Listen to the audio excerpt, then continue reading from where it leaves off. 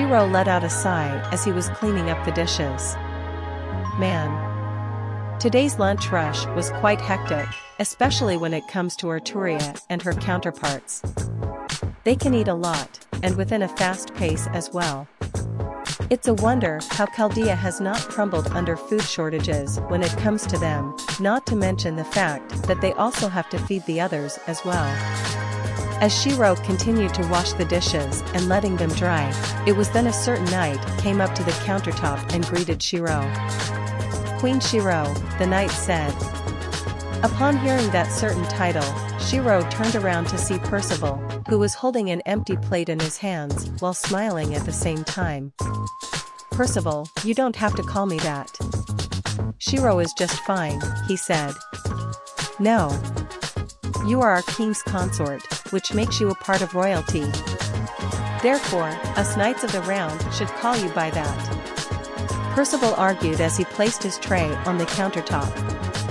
Shirou let out a small sigh, knowing that the knights of the rounds were stuck on calling him Queen Shirou, and they would not call him by any other way. He then grabbed Percival's dirty tray along with the dishes and began to wash them. "I take it that you enjoyed today's meal?" he asked. Percival's smile grew even bigger. "Yup. And I must admit, the meals in this era are quite fascinating. It's nothing like I have ever seen before. Especially the food from our master's country." Shirou let out a small smile as he let a plate dry at the dink. "I take it you're interested in the cuisine of master's country?" "Yeah. Today's meal was amazing. Especially with how it was laid out. It contains many aspects of a balanced meal. Grains, meat, vegetables, and soup.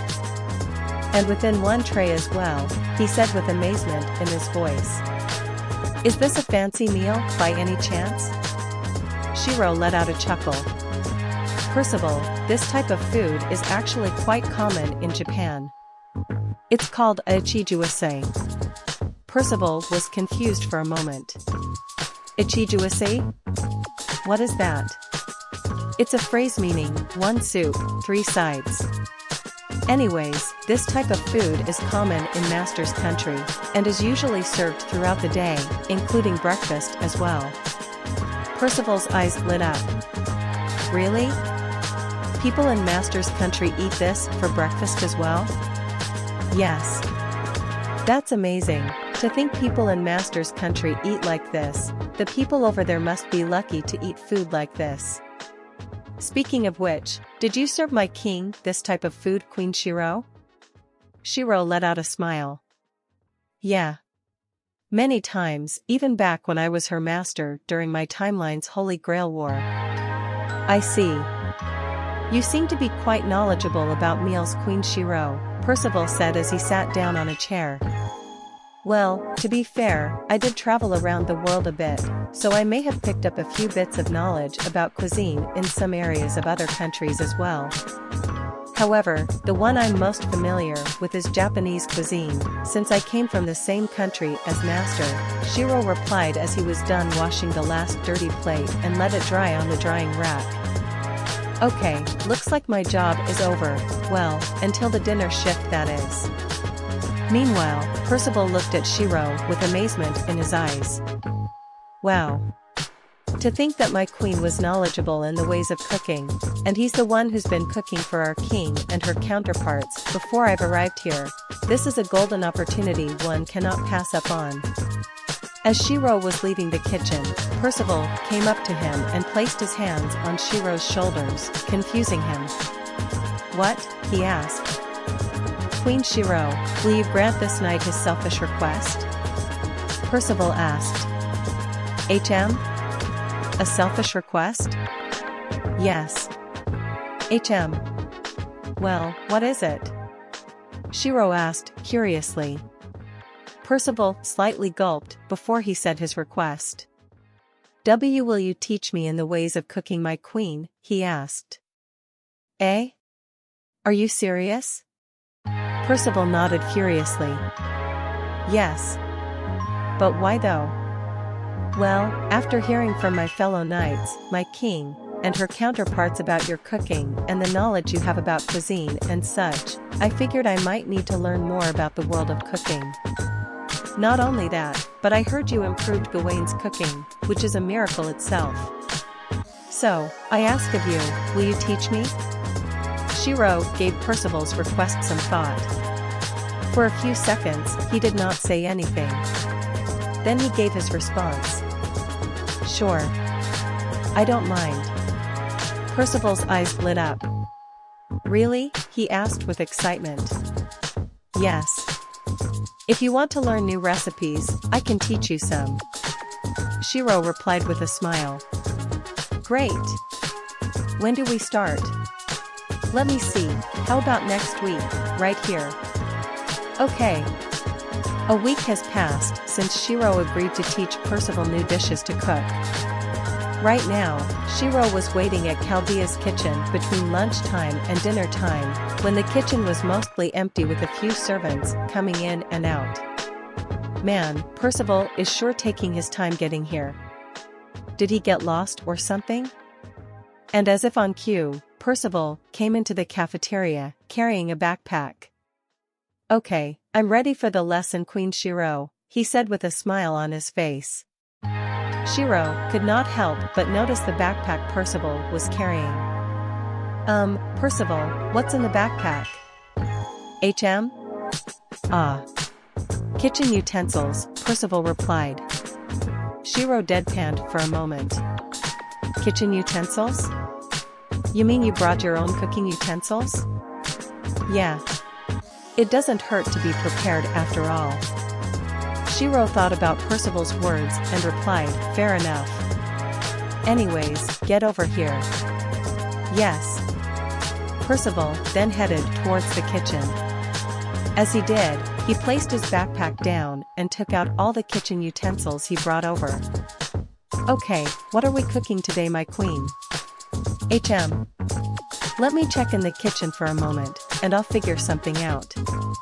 Shirou then went over to the refrigerator to check out the ingredients. As he did, he saw that there was a large amount of pork in the refrigerator. Wow. That's a lot of pork we have here, but it does give a lot of ideas for what to make for today. Ah, got it. Shirou then proceeded to bring out a few pounds of pork loin chops, eggs, cabbage, and placed them down on the kitchen countertop.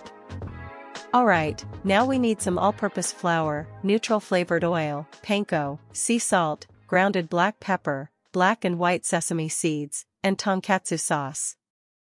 Percival was amazed with the amount of the ingredients, but was confused when Shirou mentioned panko. Panko? Tonkatsu sauce? What is that? He asked. It's Japanese breadcrumbs. They're normally in a bag and are different from regular breadcrumbs. And tonkatsu sauce is a topping used for dishes like this. Shirou replied. I see, still though, these ingredients sound amazing. Percival said with amazement. Shirou let out a small smile. You're excited, aren't you? Obviously. Learning a new dish from my queen, that's all I could ever ask for. Shirou let out a small sigh. Anyways, help me get the other ingredients, Percival. They should be in the cabinet somewhere. Yes. Shirou and Percival then checked the cabinets and searched for the ingredients Shirou mentioned earlier. Eventually, they found the remaining ingredients they needed and placed them on the kitchen countertop.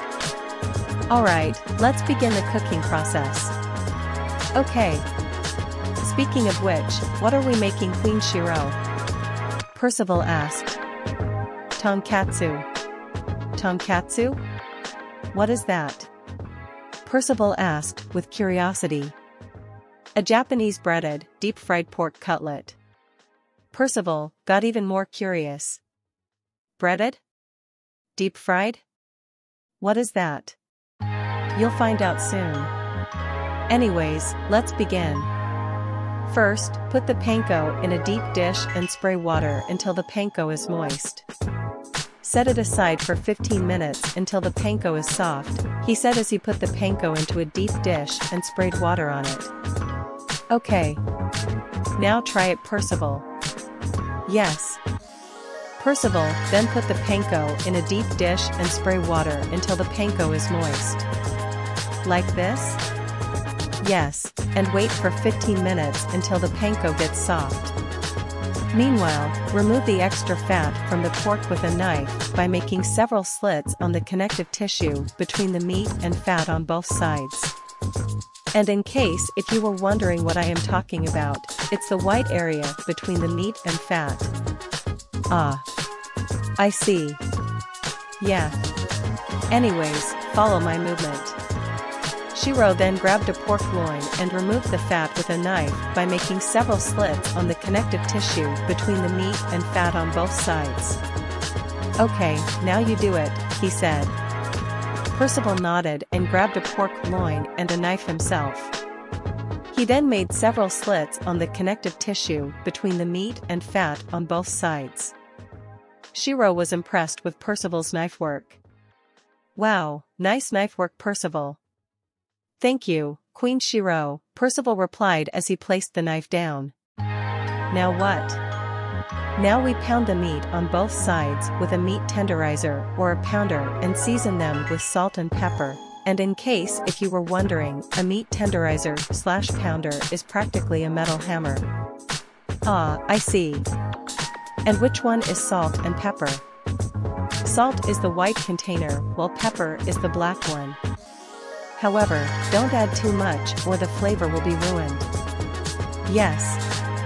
Shirou and Percival then grabbed some meat tenderizers and started to pound the meat on both sides until both sides were tenderized and seasoned them with salt and pepper. Alright, now we're going to bread the pork. Percival was confused. Bread the pork? Do we need to make bread? Shirou let out a chuckle. No, Percival. Bread the pork means we are going to cover it. Ah. I see. Thanks for clearing up any confusion, Queen Shirou. No problem. If you're still confused, however, let me show you what it means. Is that okay for you? Be by any means, go ahead. Shirou then grabbed 2 deep dishes and filled one of them with flour. He then cracked an egg onto the other deep dish and added oil to it. He then whisked the oil and egg together until they were well combined. Afterwards, he then dredged the pork in flour, dusted off any excess flour, and dipped it into the egg mixture, coating it nicely. Finally, he dredged the pork in the panko, pressing it down gently while getting rid of some of the excess panko. Okay, now it's your turn. Percival gulped at what Shirou did earlier. Wow. That looks a little complicated, but I'll do my best. Percival then grabbed his tenderized pork loin and dredged it in flour. Afterwards, he dusted off any excess flour and dipped it into the egg mixture, coating it nicely. Finally, he dredged the pork in the panko, pressing it down gently while getting rid of some of the excess panko. Like this, he asked as he showed his attempt to Shirou. Shirou nodded. That's great. Now all we need to do is to pour oil into the pot and bring it up to 340 degrees Fahrenheit over medium heat.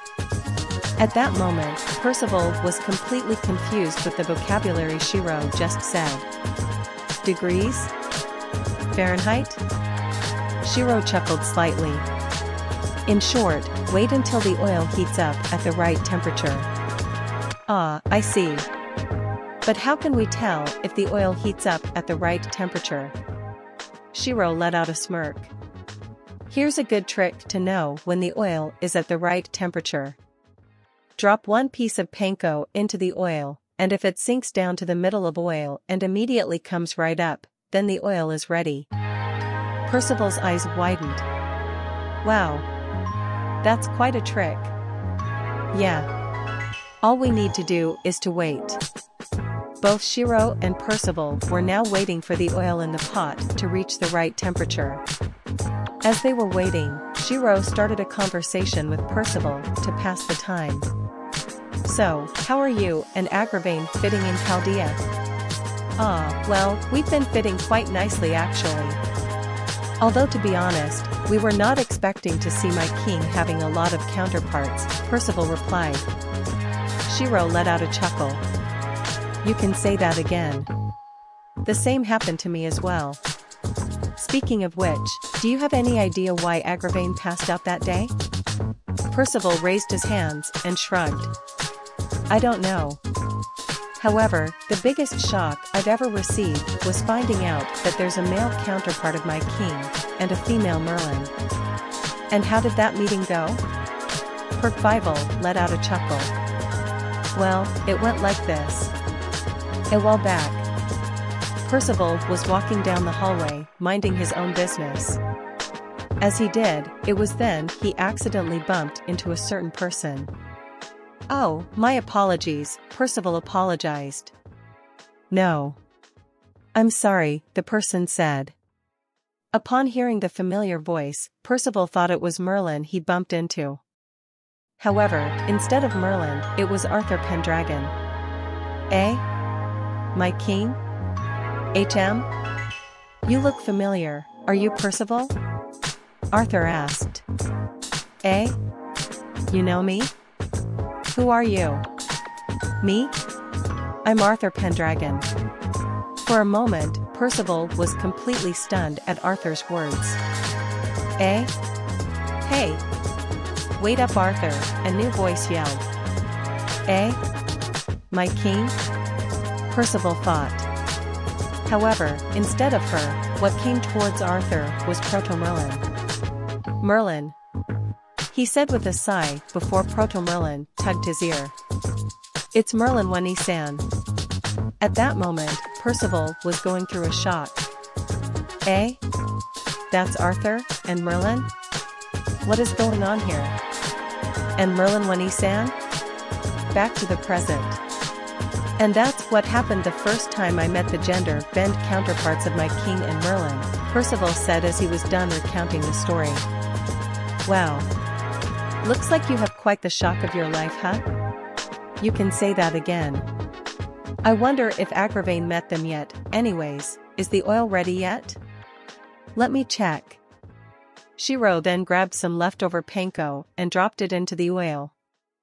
As he did, the panko sank down to the middle of oil and immediately came right up. Yup, it's ready. Now we start deep frying the pork. Shirou then placed one coated pork loin and cooked it for 1 minute without flipping it. Cook one whole pork loin for about 1 minute without flipping it so you don't reduce the oil temperature drastically. The size of the bubbles should be big when you add the pork. I see, Percival said with fascination. After a minute has passed, flip the pork and cook the other side for 1 minute, Shirou said as he flipped the pork and cooked the other side for 1 minute. After that's done, take out the pork and remove excess oil. Place it on a wire rack and let the remaining heat cook for 4 minutes. Scoop up the fried crumbs in the oil with a fine mesh strainer, he said as he took out the pork, removed the excess oil, and placed it on a wire rack. Afterwards, he grabbed a fine mesh strainer and showed it to Percival. This is a fine mesh strainer, by the way. Is that so? It looks like a net, Percival said. You can say that. Shirou then scooped up the remaining fried crumbs with the strainer. Now try it. Yes. Percival then grabbed his coated pork loin and cooked it for 1 minute without flipping it. After a minute had passed, he flipped the pork and cooked the other side for 1 minute. Finally, he took the pork, removed the excess oil, placed it on a wire rack, and let the remaining heat cook for it. Like this. Good.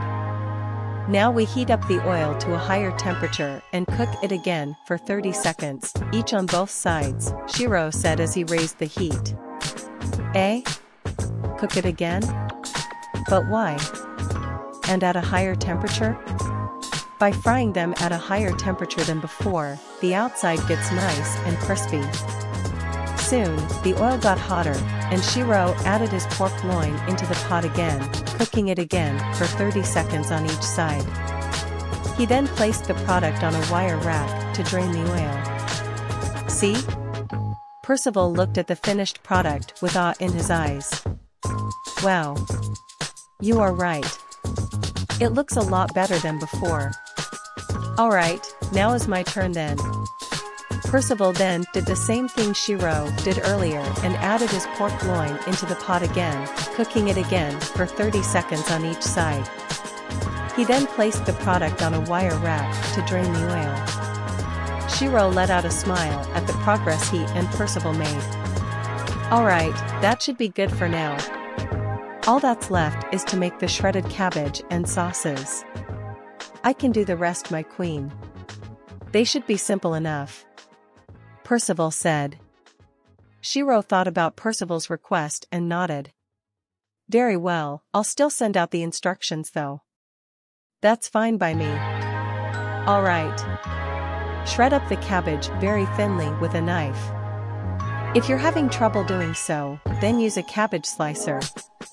Like the one over there, Shirou said as he pointed at a nearby cabbage slicer, for reference.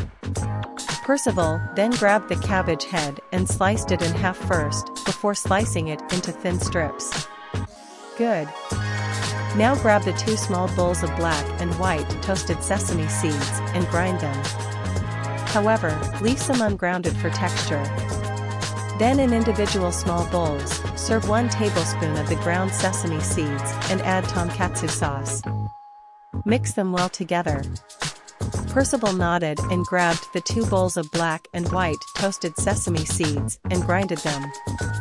Afterwards, he placed 1 tablespoon of the grounded sesame seeds into the individual small bowls, added tonkatsu sauce, and mixed them together. Great. Once that's done, we'll plate all of them together. First, we start off with cutting the tonkatsu into equal pieces, Shirou said as he began to cut the tonkatsu into equal pieces, prompting Percival to do the same as well. Alright, now place the cut-up tonkatsu onto the plate like this. Shirou then placed the cut-up tonkatsu onto the middle of the plate while placing the shredded cabbage on the top side of the plate, and a small bowl of the tonkatsu sauce was next to the plate. Okay, that should be it. Percival did the same thing as Shirou did earlier and looked at his tonkatsu in awe of how pretty it looked. Wow, so this is what tonkatsu looks like. Yeah. Want a taste? Why yes. Percival grabbed a nearby fork and grabbed a piece of tonkatsu. As he bit into it, he felt a texture he has not ever felt before, and then that feeling was replaced by flavors he has not ever tasted before. This is delicious, he said. Yes.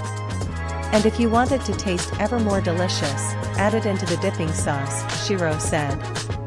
Percival took Shirou's advice and dipped his tonkatsu piece into the dipping sauce. As he did, he tasted more flavors he had not ever tasted before. Wow, you were right, my queen. It is even more delicious with the dipping sauce added. Shirou let out a smile. I'm glad that you liked it, Percival. Yeah, and I learned a new recipe today. One question I want to ask, is this fancy food? Shirou let out a chuckle. Tonkatsu is common food that everyone eats in Master's country, along with other parts in other countries as well. Percival's eyes widened. Really? With all that preparation, everyone around the world eats it?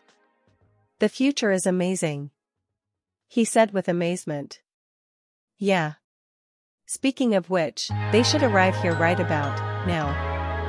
Percival was confused with Shirou's words for a moment. What do you mean by that? Well, it was then they heard a stampede of footsteps coming out from the hallway, and the sound was getting louder and closer.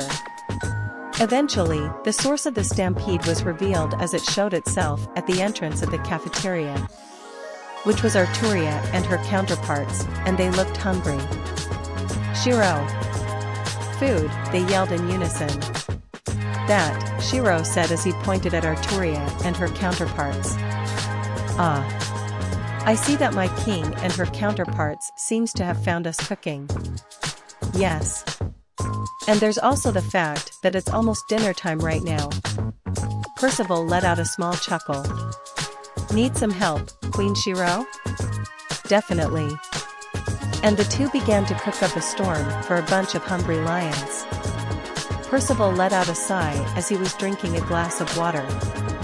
Wow, I've never been so exhausted in my entire life, and to think cooking for my king and her counterparts made me feel like this. You can say that again. I've done this so many times, and yet I get exhausted in the end. Shirou replied. I can see that. Anyways, thanks for the lesson, Queen Shirou. No problem. For a moment, there was silence between the two until Percival continued the conversation. By the way, should I also call you teacher in this case? Shirou let out a small spit take.